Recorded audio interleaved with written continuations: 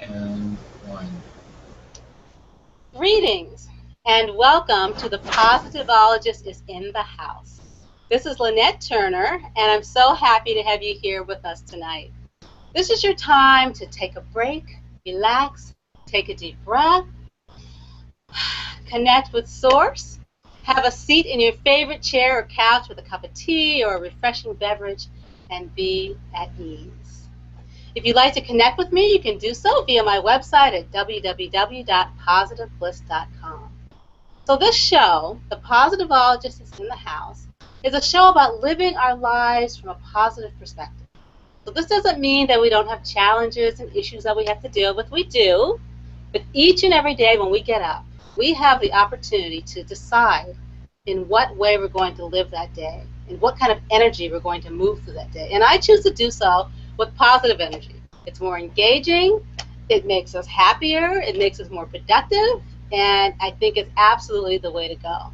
So I am blessed by having this platform by which I can talk to amazing people who have all sorts of experience and expertise and skills that they're willing to share with us so that we can continue to live a positive existence. And so you are in for a mega treat tonight. I'm very excited to have my new friend Lisa Blackman on the show.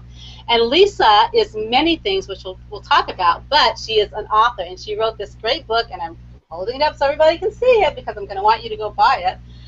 It's called The Metaphysician Within, a reference for healing. And Lisa's an amazing, I'm just getting chills just thinking about you see all the little bits of paper I have in the book already because I have a number of places I'm going to go back and further explore.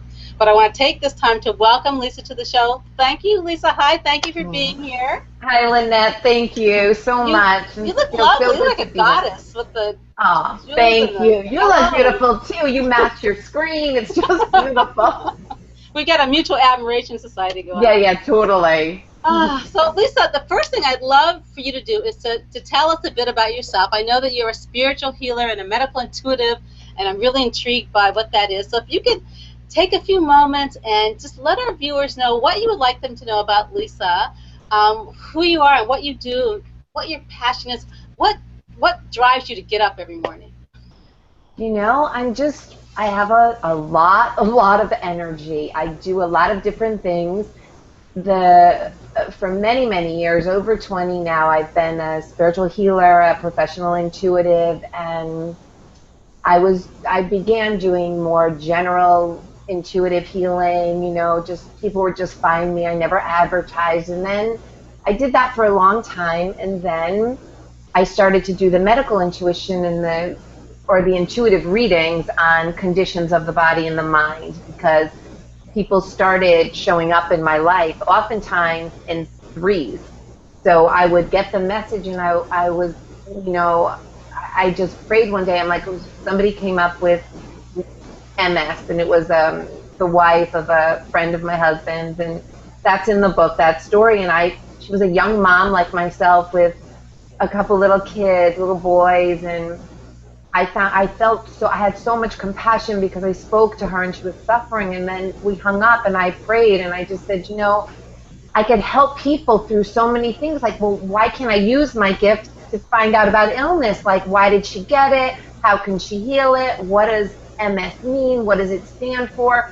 All those questions. And then as I write, everything was an automatic writing. And I started to write and get answers.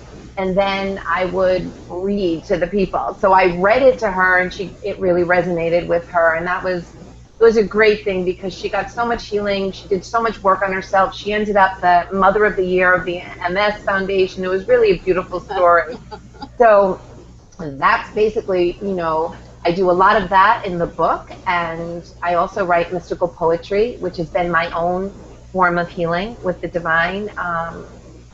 And those just grab me. It's interesting because when a poem comes through, there is no choice. It is like somebody grabs you and it's spirit, and you have to write no matter where you are, no matter what you're doing. I'm sure you kind of know what I mean when you're inspired. So it's like you're just sort of downloaded? Absolutely. My husband would call me the spiritual fax machine at that time. That's what we used the faxes. Because I would start almost vibrating, like shaking, and something had to go through. And as soon as I wrote it, everything would calm down. The Right. metaphysical essays, when I do these readings that are in this book, it is a job that I have to sit down and, for example, say my client has chronic fatigue. So what happens is I sit down and I pray, where does this come from? How do I get rid of it? How do I help them to get, to heal themselves, to cure themselves? But they have to understand, of course, what the meaning is. So it just comes out. But it is specifically something I have to sit down and say, I'm going to work right now. It's a job. It's very different. So and as an artist, I just do that when I feel moved to paint or to photograph. It's very different. But this book was really a calling. Like, I wasn't going to be free of symptoms until I surrendered and wrote that book and published it. And it was, it was a difficult experience, but we did it.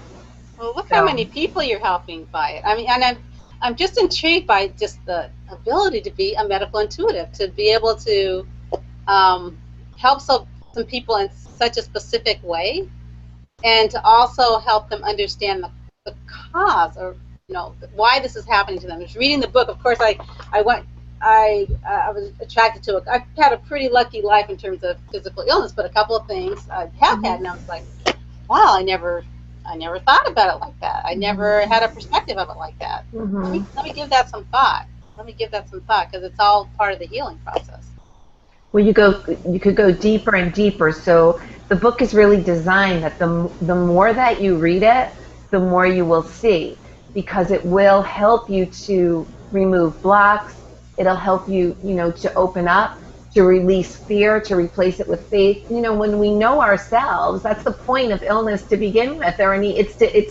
It is a gift, no matter what it is in disguise. But until we learn to work it, that's why I always tell people, work the book. You don't just read it and pass it on. It's something that a lot of people keep it with them when they go to sleep, or it's on there because they feel the connection. So the point is to connect the reader to the divine. And so that to have the vision was like having people, read to each other. And that's not always easy, because this is like, it is a torchlight. This is the shadow side of illness. And we're going to have to look, all of us, at our stuff and at the ego, which is just, fear anyway, that comes from our woundings. But that wounding will cloud our perception. So it's very important to purify our souls, because that's what God is to me, the divine. It's spirit purified. So it's a huge part of our healing of mind, body, that I feel that we just haven't been searching for the meaning, because I don't think we've really had the material. That's why we're getting many more mediums, different medical intuitives, or sacred. This is like a sacred cosmic psychology. It's intuitive healing. It's medical intuitive. It's sort of a new almost genre. I don't even like to keep it in one thing, because it's basically it's all about love, and it's about the absence. But it's very psychologically done. We can see why we're doing something, how even how we were raised, but it's done in a way that's so naturally neutral that people don't get upset, or it's not to point fingers or to say, oh, you're this and you're angry and that's why you have this. It's not like that at all. It's really a beautiful presentation of divine reasoning, or sublime reasoning. Does that make sense? Well, it makes complete sense, and the word reasoning is a good one, because you kind of go to the source, where so often in Western medicine you don't go to the source. They just drink this potion, take these pills. What about how I got here? Help me figure out how I got here, so I can understand what's going on. Then I can release that tension, release that, and it is all so often about fear. So I really appreciate how it goes. Well, you could be people. Our minds are so powerful, right? And I remember I did this myself. I was so fearful of getting a specific condition that my father had, that I could read a symptom, literally manifest it within seconds, and then I would have to pray it away, and then I would unmanifest what I did. So divine was telling me, look at how powerful your mind is. Oh yeah, our mind and our words. Yes. And if I could do this, you could do it. And that's what Yes. it was. That's really what it's always been about for me, to like But I thought it empower made a lot people. of sense how you talked about your father wasn't well and you were surrounded with that, and so it was always sort of intrigued. So it made sense that as you grew older and as an adult, this is something you would want to delve into even deeper, which is Yeah. exactly what you did. It's all the workings, like how we were raised, and like it's all part of our puzzle. So we Right. have to be open. I work with people in their 80s. Sometimes it's really been amazing these past couple of years, and to be at that age, 85, 86, and they're still at the thing. They want to heal that thing with their mom, and they do, but it's still there. And then Right. that will perpetuate itself and to go to their children, their adult children. So spiritual healing it's just crucial. It's just as, like I tell people, if you need a dentist, if you need a crown, I can't do that. Like, you have to go to the dentist, like Right. Right. there's certain specialties, but you want your dentist, your interns, your OB/GYNs, you want them to be open to the work, the metaphysical work. Right. And in fact, my OB/GYN years ago told me that the greatest thing that women make appointments for is unexplained pelvic pain, the number one cause of visit. Interesting. So I ran home and wrote on pelvic pain for him and gave Yeah. it to him.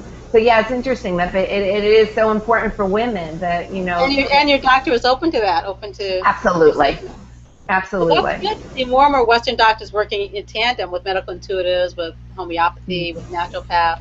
Is all really, it's really good. You sparked for me I had carpal tunnel, which came and went away, but I also had fibroids. And You so did. to read this section on fibroids, because when I had fibroids, it was many years ago, and I was ill for like a dozen years. I didn't know what was wrong. Nobody could figure it out. It was excruciatingly painful. Yeah. And I finally they figured out what was going on, and my gynecologist said, "Oh, well, you have to get a hysterectomy." And I said, "Well, what are my other options?" And she said, "There are no other options." And I said, "I'll be getting a new doctor. Don't tell me you might be right, but you can't just tell me that without a discussion or some kind of explanation of what to do." Yeah. And so I did my own research. Like, it took a couple of years. I ended up having a procedure that wasn't even considered a Western medicine procedure because they didn't cut anything. And my quality of life was changed in an hour, after the procedure. But I was intrigued to read what, sort of the cause and everything of fibroids. And what's interesting is we as human beings, we read things, and then if it's not like completely pleasant and fuzzy, we're like, wait, could that really be true? Could I really be dealing with these issues? And then as I read more and more, it's like, oh my God, this makes so much sense. There's a lot of OMG moments with the book. The woman who forms this type of tumor is generally spiritually gifted and is often in the process of tuning her own light into the light of others. I mean, and it was just, and then I read more and more. I was like, yep. I mean, it was like right on the money. Even the first time, I was like, wait a minute, that doesn't sound so great, but this is true. Yeah, it's great when you could really look at it like that. Even I mean, I wrote it, but I'll still look at her if something kicks up from her. Even if something old or an accident is great, because and the chapter on accidents took me the longest to do, because it's like a double, because there's so many we have so many accidents of all different sorts. Right. And that's really a huge motivator for opening up spiritually. But just knowing you, I'm not surprised at all that you had, just knowing you, the little bit that I do, and how you are, and you're so open and wonderful, and I just get it, like I'm not at all surprised, and now you're doing your thing, so there's no need for them, Right. Mm-hmm. That's done for now. That's one chapter, but you could still read that even though it's all clear, and get a lot of good material, Yeah, well, I think, and also just a reminder, of what you've gone through and where where a person is headed going down the line. So who are the ideal candidates for your book? It's really, it sounds funny to say anybody, but I think as all people, just as being a human being, we all suffer. We all suffer, and if you tell me you don't suffer, I say you're anesthetized. Like, there's, you have to. We're living this human experience, and so. And exactly, and all students of life and students of love. And along with that, part of the curriculum is not always super pleasant. It's difficult. You know, it can be.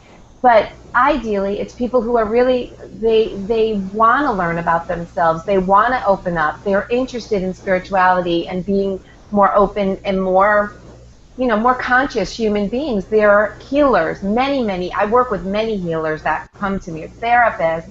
The book is going to be taught, used at Fairfield University this semester, and I'm thrilled about that. You know, that's because I spoke there last year, and the students, juniors and seniors, they were so into it, and they were so starved for the information because they weren't generally raised with that. Very few people were raised, you know, or fortunate enough to have parents who were metaphysicians, or you know, but there's plenty, I'm sure, but not nearly enough. So the book is really for healers, for teachers, for caregivers, for lay people. It's for, you know, like I envision, like, you know, of course I work with people with the essays, and it's great. They love to have them read. They love when I read them to them, when I help them get through insights, because you often do need a guide, some sort of guide. But it's really wonderful to be able to read it to your girlfriend or read it to your kids. You know, like, this is what's going on, honey, and like read. Like, I've worked with a lot of people with cutting and then anorexia and all these things like that, and especially Lyme disease in our area is huge. Off the charts, yeah. It is such a spiritual condition. Any addiction is a spiritual condition. You know, truly, bipolar is enormous. And everybody goes up and down like that, but it is really a spiritual healing. And I wrote about bipolar in there. It's very interesting to look at that, because I think we all, you know, or alcoholism. They're very spiritually oriented. Thus, you know, AA is a spiritual program, you know, so. Lisa, have you ever encountered people who, they were kind of open, but they were also kind of skeptical? So if they said, well, how do you know it's a spiritual condition? Have you had to somehow open their heart, open their minds to help them? Because I know some people I know a few people who are so sick, I'll say so sick and tired and so sick of being tired, that they've almost just closed down to feeling that there's any hope for them. Yeah, I get a lot of those people when they've gone to so many doctors, and they're so, like, they finally have surrendered enough, and they're like, okay, I got to take this into my own hands. And they'll come to me, and they all heal, the people with Lyme, or they're, you know, they're really working on it, and it is such an incredibly metaphysical condition. So it's in the second book. I don't have Lyme in this condition, but I have written about it and worked with a lot of people on it, and I'm going to offer a course or just like a workshop on just specific conditions, but especially that one might be one of the first, because it really feels like people are still, they're getting a lot better, but they're still very distraught with the symptoms that come with Lyme, you know? So some people are closed, yes, like you were asking before, but I don't even go there, you know? It's like anybody who finds me is generally ready.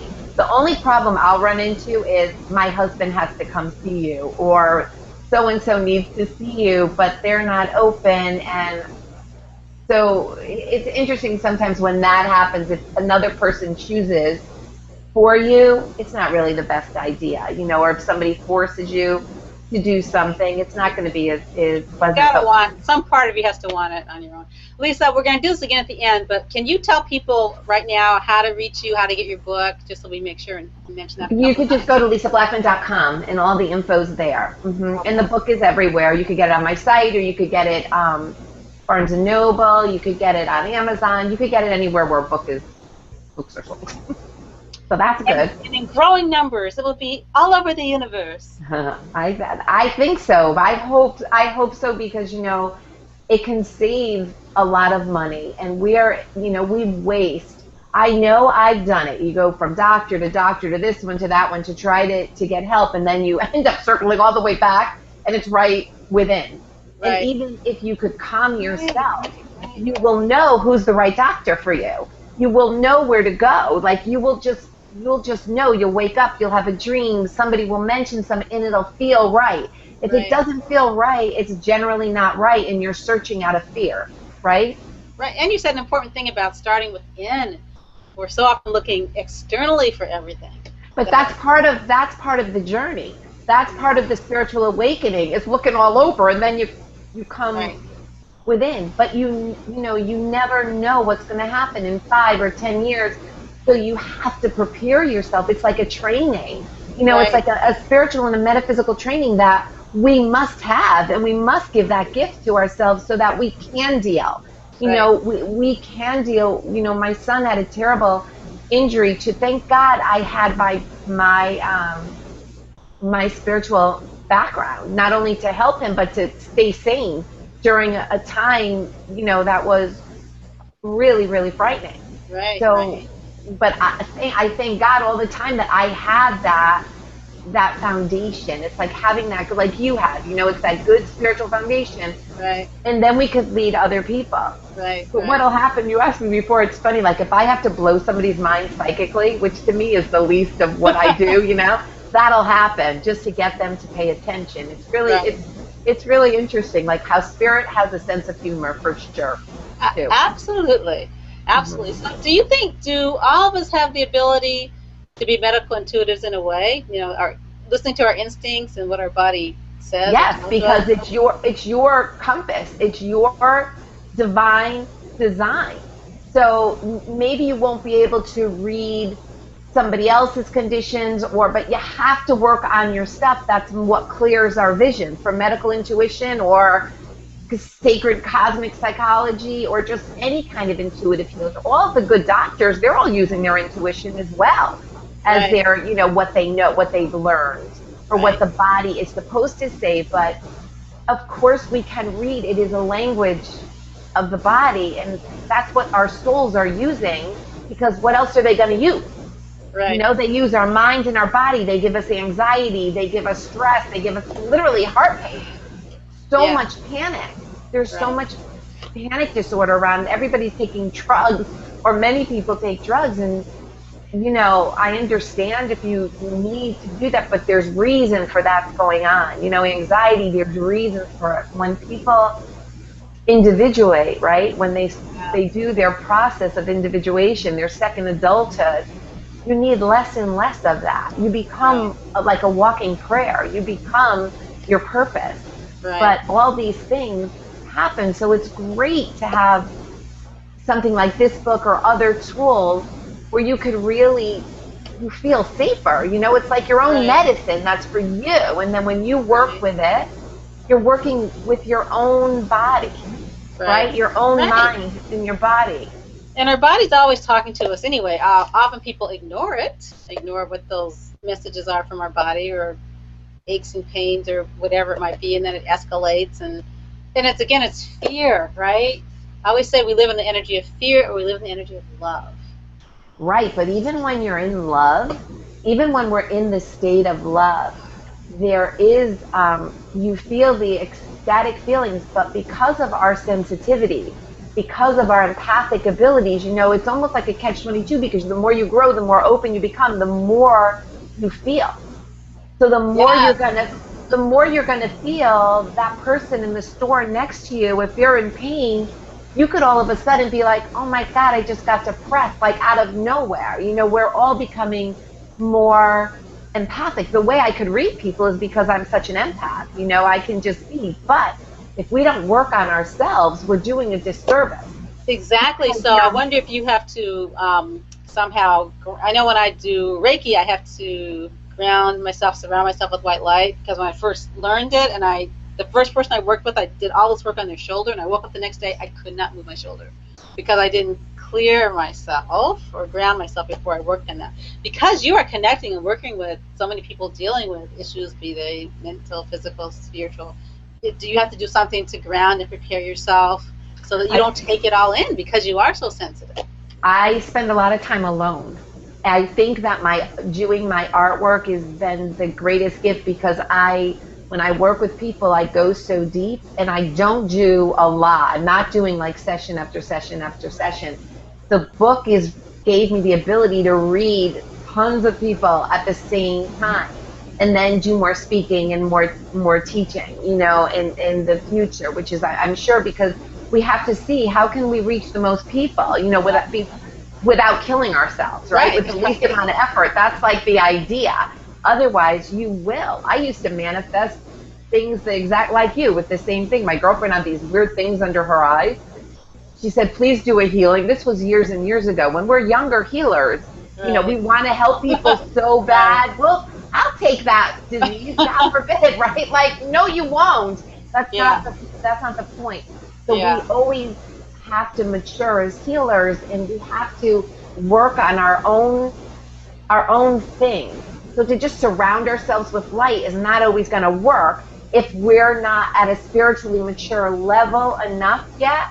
So, and because we're healing, and if we're helping somebody, our woundings are going to cloud our perception. So we need to be, especially as healers and teachers, we need to really be working on our stuff and open to it at all times. And if you can't read somebody or you don't know something, it's like we have to say, I don't know. You know, and that's what is a little bit troublesome about when people, you know, it's just like you get addicted to a therapist or going to the doctor. You get addicted to the medical intuitives or the healers or, you know, whoever you're with. And the point is to be able, it's wonderful to have your stable of helpers and healers when you need it. But ultimately, we are born alone, we die alone, and we are with the divine. Right. We have to be comfortable in the alone space. We have to be able to be our own best company. Right, right. Now, Lisa, because you're so open and sensitive, have you ever encountered someone that you didn't even really know, but you had a sense of something that was going on with them that you might like to share with them to help them? And is that something? Yeah, all the time, but I don't, unless a person reaches out or it's on I'm very professional with that. Used to be younger, I would be like, if you have the headache, I'd get the headache, and I'd be like, are you all right? I'm feeling a headache. You know, I used to do all the, now I'm like, no. But if somebody is coming to my life, like a work person, or if I'm working with a business and I need to intuit about other employees or what's happening, it's effortless for me to do that sort of thing, you know? So it depends, but it's always if it's for the highest good, it'll happen. I feel so completely, you know, I don't want to say owned by the divine, but like monitored almost. Well, yeah, like one with that. Guided by, yes. Guided. Yeah. So I trust it. It doesn't mean, you know, if something in me has to come up or I have to learn boundaries a little bit better, right? Like we always get those lessons. Yeah. I just want to help everybody. I just want to be there for everybody. Yeah. But if we're not there for ourselves first, we have to have that discipline, you know, we really need to have the discipline. And you're always working it because as you grow as a healer in your career, you get pulled even more by other people. And then you're like, you want to take care of everything. And you still have to remember, gosh, I'm still in a human body. And, oh, my back hurts. Or, oh, I'm not getting enough rest. Or I didn't eat. Or blah, blah. So we're always talking. Wow, are you like reading my mind? Eating's the one that gets me. I'm just like, I'll just be go, go, go, go. And I won't even feel hungry. And then I'll be at the office and I'll say, gosh, I'm kind of hungry. And my coworker will say, when's the last time you ate? And I was like, well, I was hungry yesterday at lunchtime. Because I just eat when I'm hungry. I'm not one of those people that, 12 o'clock, got to have lunch. 6 o'clock, I eat when I'm hungry. But sometimes I get so busy, which is not good for me, that I forget to eat. So something, you need a little snack, you know? Something I'm always working on. You got to it's almost like you're your own little child that you have with you. So you would never go out without snacks for your kid, right? Right. So it's awesome to just keep some kind of snacks, you know, around. Yep. I try to do like nuts and raisins or something like that with me. Yeah, like fruit or something, but always like it's like if you look at it as that, like, you know, you have your own little girl right next door and it's you and she's hungry. That's right. Hanging out with my angels that are always talking to me and leaning on my shoulders. Chatting you up, right? Yep. So, Lisa, would you pick a couple of particular essays that maybe intuitively you think the listeners might want to know about and just talk a bit about it so people can get an idea of how the essays are structured? And I mean, they're all great, so I wouldn't know how to pick one. They're all... Well, and there's basically one condition on a spiritual and metaphysical level. Even though you may dealt with fibroids, I may have a stomach condition, you know, I could read fibroids and still get plenty of good information for myself, but I've never had and I probably won't. You know, you never know. But because but you'll read it and be like, oh my God, this is Yep. so me. But there's got to be a language. So, I think that the alcoholism, because it is so prevalent, and the bipolar, because it is so prevalent, and because they're so spiritual, are very important for everyone to read. Whether you have that or you know somebody with, it's sort of like these are the biggest quest for spirit, and to be able to live a life that's you feel peaceful and you feel free. And when you're trapped in your mind with something or darkness or depression, like, you feel anything but free and connected to the divine. And this is why people will drink or do drugs. It's like they want to connect. So they even spirits, right? You want to connect. So the point is to get to the holy addiction. And that's when we become addicted to spirit, to love, to, caring for ourselves and our fellow, beings on the earth. So those two conditions are really important. Accidents is huge, because accidents, it's your way of getting the help that you need to evolve. So people will repeatedly, people, they say they're accident prone. Yeah. Those people are really, I do know some people like that, yeah. Yeah, their souls want to grow so much, but they may not have the right environment to become empowered. So they will get in an accident, they will create something so that they can then seek out the emotional, the mental, the spiritual, the physical help that they need to become stronger human beings. It's all one, we're all one unit, So Right. people work so hard on their bodies. They're in the gym, they're pumping iron, they're work on the body, and yet they're inside, they're not connected, or they're not doing what's joyful to them, or that happens with all of us.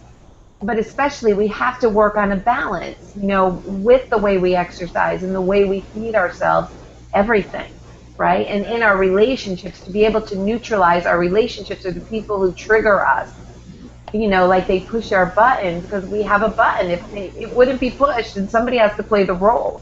Right, so to be able to walk away, or to be neutral, even if somebody is really abusive, like, we're a victim until we choose not to be that victim. Right. So I had a friend who told me that they had a friend who he didn't like his job, and he kept saying, I need a break from work, I need a break from work. Well, he got in a car accident and broke his leg. Are you serious? So Wow. he got a break from work. And apparently in the sort of 3 months, they literally had to take off for surgery and this and that. He really thought about what he wanted to do with his life and shifts and changes that he wanted to do. That never would have occurred if he hadn't literally broken his leg. But it also reminds me of the power of our words. I'm always very conscious about words, what other people are saying and what I'm saying, because I'm like, you put that out to the universe, that's, you're helping it bring that back. And so often people don't think about the power of what they're saying. And how they can that's so true, and you're so great at that. You're so positive. But it's interesting too, when people keep repeating, it's almost like a child, like when they're not being heard, and their voice amps up and they get louder and louder, but we're still that child. So, and it's almost like with alcoholism, right? Or people have to get so intoxicated that they pass out, or they create such a scene, so that they may actually see, it's like the accident, I have a problem, I need to do something about this, right? Or a serious episode, of bipolar episode or something, like there's generally such intelligent people, and they feel they would know if something was wrong with them, right? But when things are acted out in such a huge way to those generally that they love the most and love them, that's when that something is so intense, it has to be seen. So I think people say things, I need a break, I need a break, I need a break, because there's no other way for them at that moment in time to get the break, but then to have the break. But we don't really need to manifest any of it, do we? Right. But we do, because of the state of our evolution and the lack of spiritual material and metaphysical material explained in a very mainstream but mystical way. I think that's an important point too, because sometimes, there are still people who have a hard time believing things they can't like touch in a tangible way or see or smell. There's some things that I just know to be.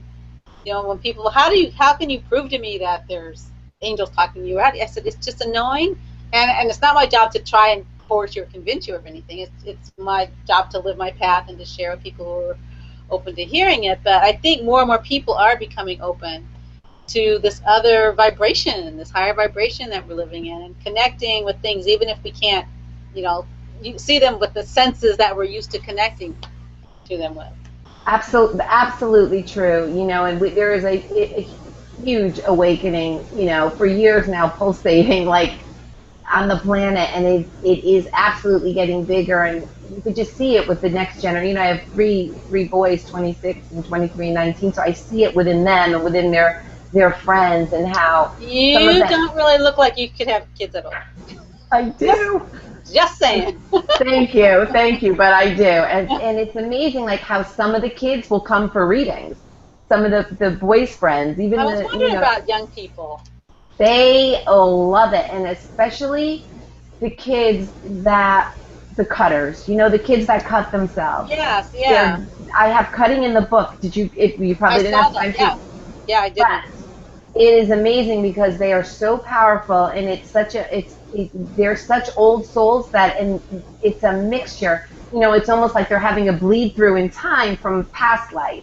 So the Metaphysician Within introduces pretty well past lives without freaking people out or getting people to, put the book down because it enters into a realm they're uncomfortable with. But like you with the angels, I've had so many experiences with the past life stuff. Like you can't deny it. You don't just like Celine Dion didn't just come to this earth with that voice. I'm sure she was a performer many lifetimes, or. And you know what else I think, Lisa? I'm finding the more that we talk about these things as if they're normal, because to me it's just as normal as everything else. So, for example, I drowned in a past life. I remember it very vividly. So I love the water, but I have a very healthy respect for the water. Yeah. And when people ask me, or they try to pull me in the water, I said, well, let me tell you, and I say it just like I'm talking to you now. They might look at me a little bit like I'm, from another planet for a moment, but I'm like, I never thought about that, or I've heard about that. By telling them, you're also triggering their cellular memory as a healer. So it's great that you have that energy and that you're not, I'm a mainstream mystic, and that's just, even when my kids say, Mom, you're crazy, like when they used to say, like, what do you do? And I'm like, the crazy ones change the world.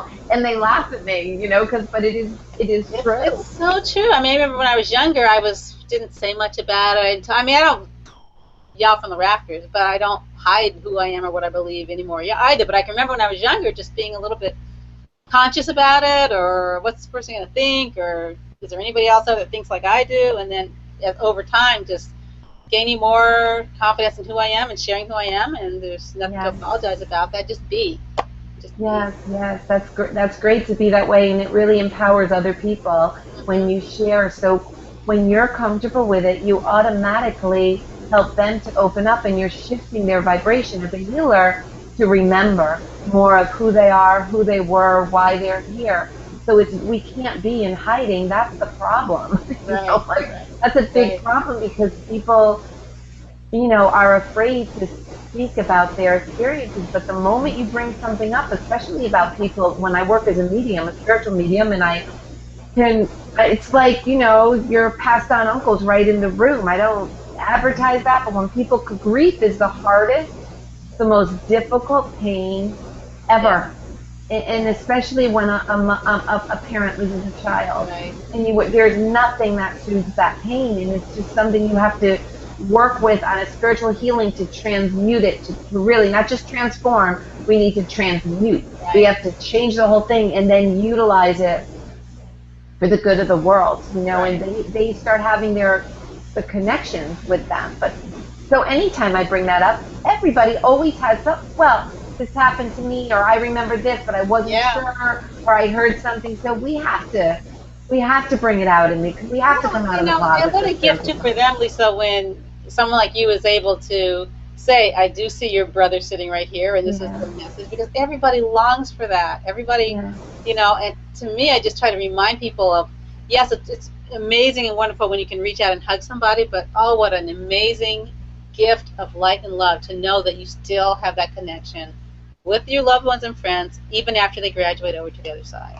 Yeah, yeah. It doesn't mean you're not going to grieve, no matter how evolved you Right, become. And even when you feel like, I'm sure you do, like you're in both worlds, because right, there's really only one world. So right, right, you're, right, we're here and we're functioning and we're doing everything, but we're really in spirit at the same time. And that's the idea. And then when you're sleeping, you're really awake. right. So insomnia is in the book. Insomnia is a really good one Oh my because, gosh, I'm not kidding. Look what I have it open to. oh my God, that's so funny. I literally opened it up just to like a few seconds before you said that, because I'd marked the page because I wanted you to talk about that, because my partner has insomnia, and I was intrigued by, again, what you said. A person with insomnia often suffers from trying too hard to heal the world and generally not focusing enough on healing him or herself. And my partner's that way. He literally will give his last dollar to somebody, always trying to work and help the underdog. It puts everybody else first. So when I read this chapter, I was like, oh my gosh, totally Yeah, resonates. So you yeah, have to what can you say about that? Share with that.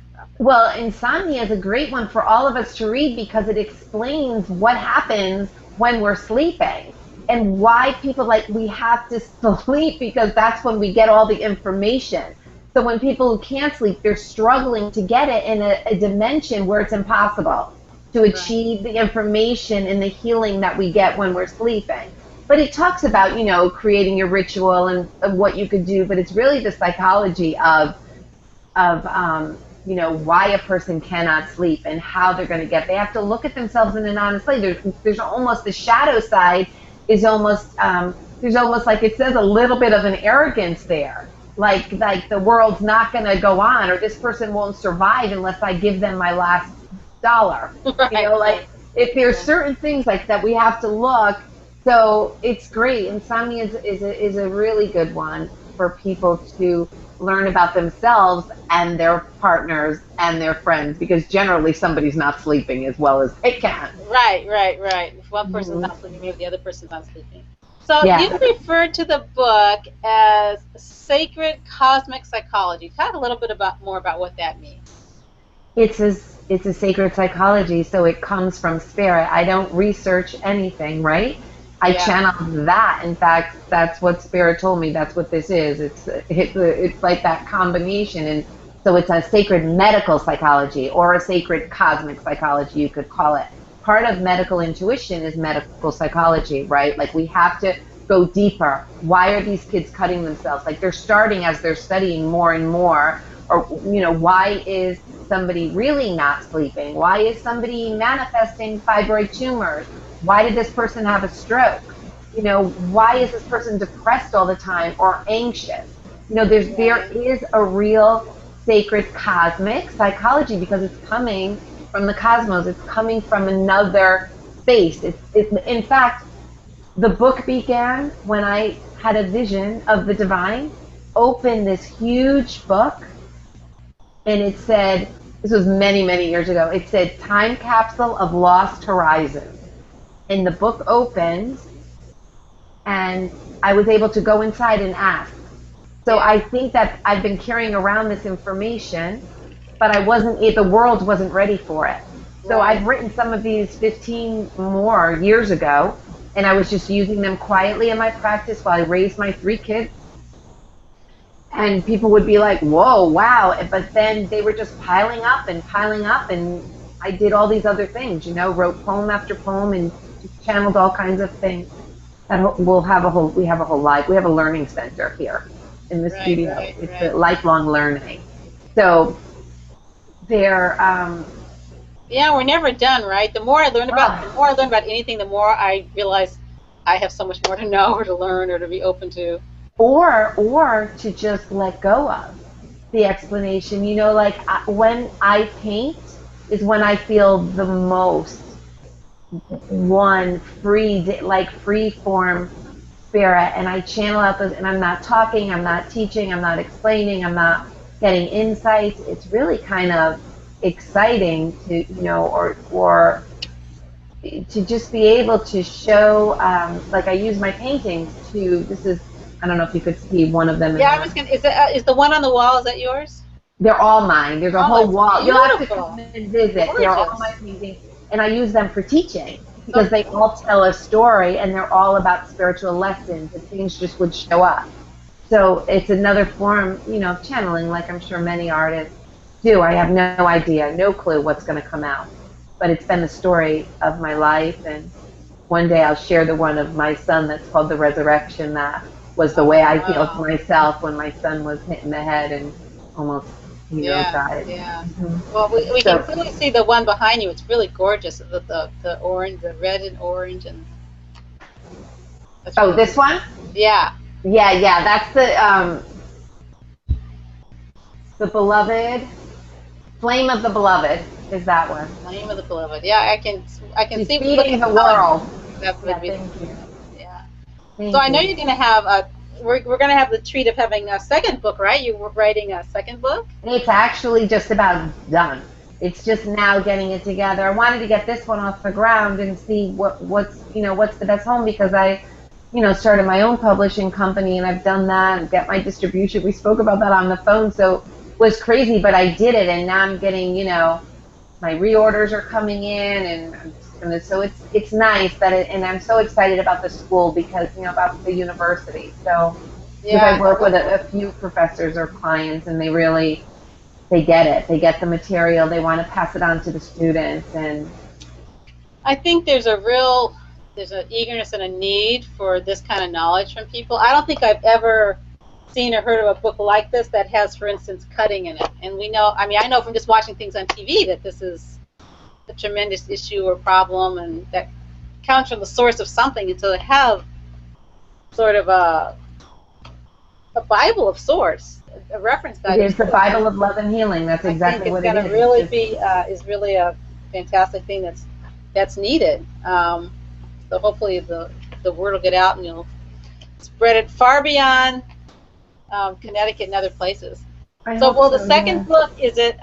It's a follow-up to this book. It'll have additional conditions that people can. It's going to have 36 more. 36 more. Yep, and I have anorexia. Snoring is in there. Why do people snore? And that's very interesting. So it's great for couples. Like the book's great for families, for couples to help each other get through their stuff. And that's what we're supposed to be doing. Yeah. Well, that's sacred therapy. Yes. So I have might be under a food thing. I don't overeat, clearly, because I don't eat enough. But my issue is sugar, and viewers have heard me say this a couple times before. So I never like to taste the alcohol. I don't drink. I don't smoke. I don't do any sort of drugs. So sugar is my drug of choice, and there's an inconsistency to it. So some people, because I tried to chart it, like, oh, it's only when I'm happy. Oh, it's only when I'm tired. Oh, it's only. No, it could be any of those things, and 6 months could go by, and I don't eat anything, and then I'll eat like a half a box of cookies, and then I'm like, why did I do that? So. Well, it could be the little girl. Yeah.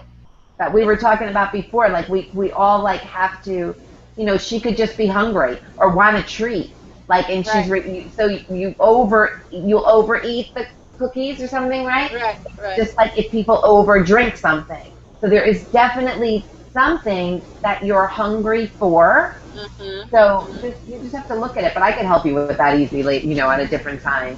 Yeah. To get to that. And that's like, well, one of my friends said to me, well, Lynette, you know, nobody's perfect. You got to have something, because I don't do all these other things. I said, yeah, but that's, you know, the moment when I'm eating the whatever it is, that's wonderful. But then, like, as soon as I do it, I'm like, why did I do that? I really don't feel any better for doing it. And, you know, sugar is just, you know, I read the book Sugar Blues years ago. It talked about, you know, sugar is as powerful and as harmful to you as cocaine is in some ways, depending on, you know, how much ever you put into it. It has no redeeming positive qualities if you sit there and eat a whole gallon of ice cream.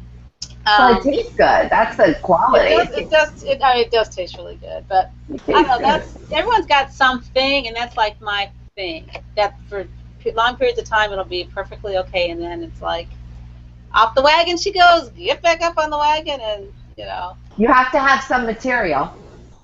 Yes. It's material for you to work to go deeper, and you just have to ask. You might even tonight have a dream about it. And if you really are enjoying it, all right, but can you cut back? Sure. But you have to just ask yourself, what am I going to replace this with? The sugar. There is nothing. I'm not surprised because it's the honey of the divine, but it hasn't transformed yet. You know what I mean? Yeah. So you're still going to eat the cookies until you get to something that's going to like taste better than cookies and maybe not in form. Right. You know, it's funny you talked about the dream, because I do a lot of dream work. And when I'm eating too much sugar, I have a recurring dream where I'm in a cotton candy vat. You know how the cotton candy goes, ooh, they're making it. Talk about sugar. And I have to eat my way out of it, which of course is impossible to do because it's continually spinning. So when I have that dream, even though I'm so busy, and sometimes I travel a lot for my job too, and so when you're on the run, but when I have that dream, Lisa, I'm like, okay, Lynette, you just need to snap out of it. You know? Yeah. Get it together, get focused, go deeper into your meditations, work with your dreams, whatever you need to do to get back. Spinning. But what you want to be spinning, it's the same thing what I just said. You want to be spinning gold. Yeah. That's the alchemy. So it's really it's not really so bad. I think it's more of an encouraging dream, like the cotton candy is now that sugar because you haven't quite peaked in that. I mean, you know, we're always going to be growing, but there's something you are spinning and spinning and spinning into gold. So it's going to transform. It could be a new book or a new song or new something that you're going to be teaching or writing. I think that's actually what it is. And then you'll lose you're welcome. You're going to lose the craving thing. You'll lose that. You won't. All of a sudden, you're just going to not want it. It's interesting because there'll be periods of time that are like that, and it tends to be when I'm very heavily creative, working on something. That's when you don't even need food. You know, you're not hungry. It's like you're living off the elements because you kind of are. Right. So, Lisa, what would you say would be the greatest offering of your book? The greatest. So let's say someone hasn't read the book, they've heard about it, and they're like, well, what's the gem or the core or the greatest offering? The greatest offering is the divine, that you will be able to solidify, get closer at a very accelerated rate. You're going to be able to solidify your connection to the divine, and there's nothing more empowering that you could attain, in my opinion. You want to be you are one, but you want to feel so one. So it's like, you know, we awaken, then we integrate, then we unify. You know, that's the thing, and we need to have the reasoning. We are thinking people, so we have to get our minds, our body, and our spirit almost like a fine-tuned, or like I see a bicycle, you know, like so that we could just cruise along rather than hobble along, right? You want to be on the bike, and sometimes you're going up a hill, but you're on the bike. You're on this great bike. You're not walking, so you have help. Right. So you get there faster because you're and a bike is great. Right. You know, it's a very healing thing to ride a bicycle. So when you mention the bike, you know, we live in a culture where we want everything right now. Yeah. And sometimes I would think it takes time to get to the bottom of what it is that got us where we are now, or take the steps of healing to get us where we want to go. Do you ever find you have to sort of help people pace themselves? Maybe you get so excited, like, oh my gosh, I read this, now I know what's going on with this particular compulsive disorder, and I want it to be like fixed and I'm cured.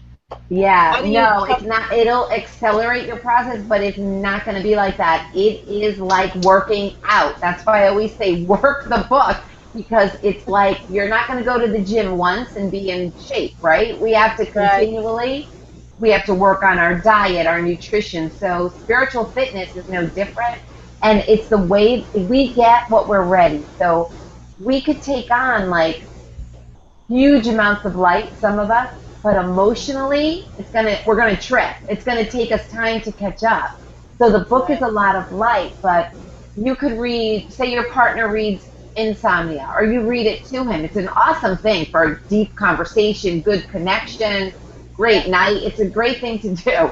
But if his stuff comes up and he gets defensive or vice versa, that could happen, but that's okay. You have to stay cool and don't go into the ego match, you know, like if somebody's willing, it's the most beautiful thing. If somebody says, oh, honey, let's go work on this. Let's work on this. Let's do a session. You know, you could read me this, I'll read you this, or let's read my thing together. You know, so, but each time you read it, it's like a prescription. It's like taking, you know, like if you have to take heart medicine every day, or you have to take, you know, you take a vitamin every day, you take the book every day, and you read 5 minutes, 10 minutes it takes you to do a reading, and then you will see something that you never saw. Even if you read it every day, it's just, that's the way it works. It's alchemy. You don't just transform. Sometimes we get those boom enlightenment things, but most of the time we don't. Right. You know, we have to, but we want to know, and especially in any time you get angry or you get upset about something, or frustrated or scared or frightened, or a new condition comes up, or one of our friends gets something, or our children, we want to have a really thorough tool to go to, and that we're in charge of. Right. Do you know what I mean? It's not like I'm in charge of it for you. I could certainly help, or other people can help, but it's really something so that it's like you're taking the medicine. You know, you're working on it. You are praying and say, dear God, Spirit, whatever you say, you know, I really want to know. I surrender. I want to know. My headaches didn't go away until I said, okay, I'll finish the book. Right. The minute I did that and was serious, gone. Right. After ages. But I was initially hurt by a chiropractor. That triggered it. So we need to realize our own power to work with and within ourselves for our own healing. We do, because not everybody's walking around empowering us, even though that's the best thing to do, but a lot of people are just humoring, right? Like you're talking and something's going on, but they're really, you know, we need to really, we don't have that. We have to be that to ourselves. Yes. And by solidifying the connection to the divine, our connection is our God-given right. We all have it. And to teach this to our children. Right. And I think with the medical conditions, I know countless people who are just like, you know what, I just have to do my own research. Some of it, I have to try to be my own best advocate. You know, doctors are great, some of them I'm sure, but they're busy, they're human. They make mistakes too. They're very overwhelmed. They welcome. They really welcome when a patient, you have to, the book is great for doctors and patients to partner and say, you know, I'm reading this because a really good doctor will ask you, what's going on in your life? Are you happy? What's going on in your relationship? Is your job? You know, stress causes so much, and 99% of everything is at the base of the spine. And there are certain specific spiritual laws that the book covers that creates the conditions when we're not following the laws. So we have to learn, you know, no judgment, no criticism, no competition. There's a bunch of them. Right. I mean, just before you said about doctors, I was envisioning you actually. I think you'd be great to do the hospital circuit, you know, and just talk to physicians that are open. You know, I'm sure some are probably like, you know, go by the book, and they are like, how can you know these sort of things? But others that really, the ones that really have the best interest of their patients at heart are going to be open to looking at things from a different secure. And what? Oh, what did you say here? I said the ones that are very secure in their practice. They want you, you know, because I actually once had a doctor tell me he really likes it when I'm vulnerable, okay? Who would say that? Is that weird? I'm not even going to go beyond that. I don't even know what that's supposed to mean. Yeah, that was because then he would feel better and I would need him, you know, more. And this is a very powerful, well-respected head of rehab place, and I was just like, oh my God, this is many years ago, but I never forgot that and how it made me feel. You know, how disempowered I became.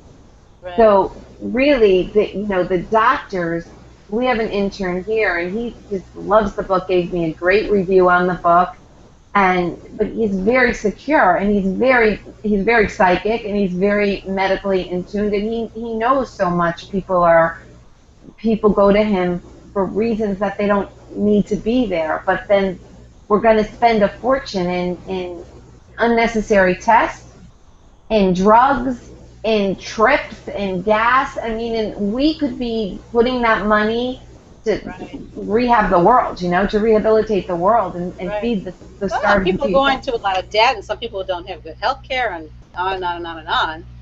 Or What, therapists, you go for session after session every week. It's like, $200 are not, it's not covered. People are so desperate. right, We don't have time, I don't think, to be in right, right. therapy forever.